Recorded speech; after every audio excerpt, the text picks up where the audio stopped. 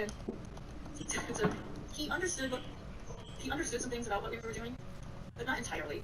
Also, I love the idea that I implicated my father, this very traditional man, in this feminist artwork.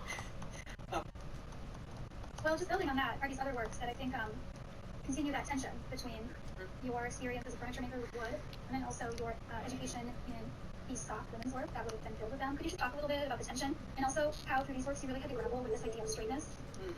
So when I built that large dowry form with my father, and I was thinking about inheritance, I was thinking I'm about here. education, the fact that there are lots of women in woodworking now. It's amazing. I met half of the woodworking educators out there, maybe more now, are women.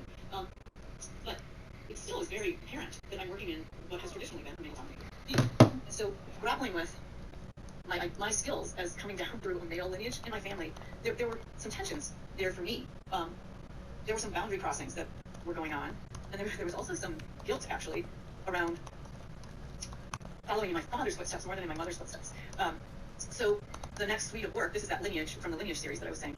I really was thinking about the women's needlework and the textiles that would have been stored inside of these chests, and decided that I really wanted to push that idea. The first thing I had started doing when I was playing around with that dowry chest form was, you can see in the piece on the right that now has the linens in it. That was the second iteration of how I showed that. The first time I showed it, it was just empty. But the idea for me was trying to leave those panels out to sort of bring people to the interior. And I was thinking about how those chests are empty in museums, and that emptiness or that void was almost that it really spoke to the sort of anonymity of women's lives and the lack of tangible work material culture have from women, because women's work tends to not stand up to the elements, right? Fabric doesn't stand up to the elements the way wood and metal do. Yeah, I'm running this page that say fast as shit while I'm fighting zombies.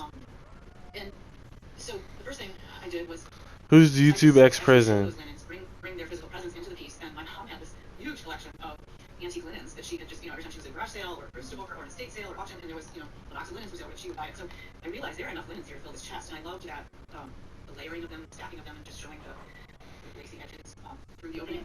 I think upends our idea that these are simple times, and a lot of people did save a lot of work, and there was an excess of materials for a lot of upper class or wealthy families. Yeah, and that there were like specialty linens for special things. Like there are even birthing linens, right? There was sheets and special garment for the mother to wear.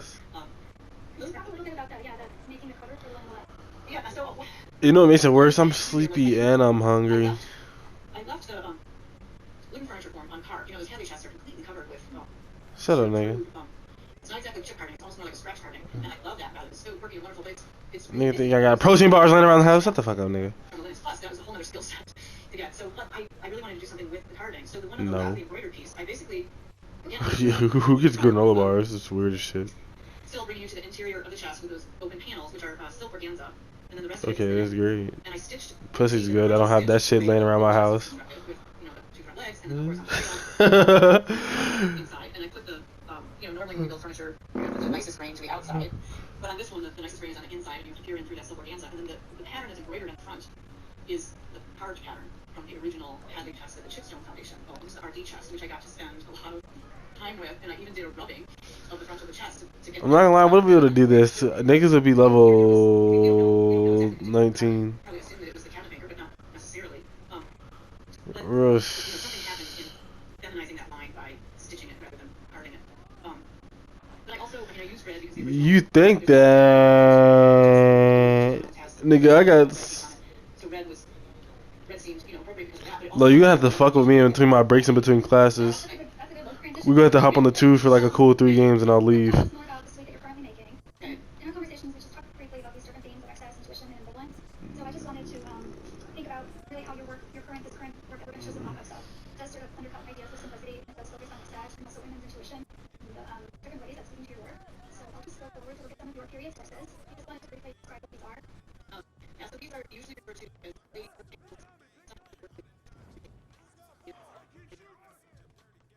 of them have, in addition to the idea that needlework could have been stored in this fabric sort of sack drawer, some of them also have things to facilitate writing. Like they might have in the drawer, there might be a little inkwell or something like that. But the main idea would be that, this is a petite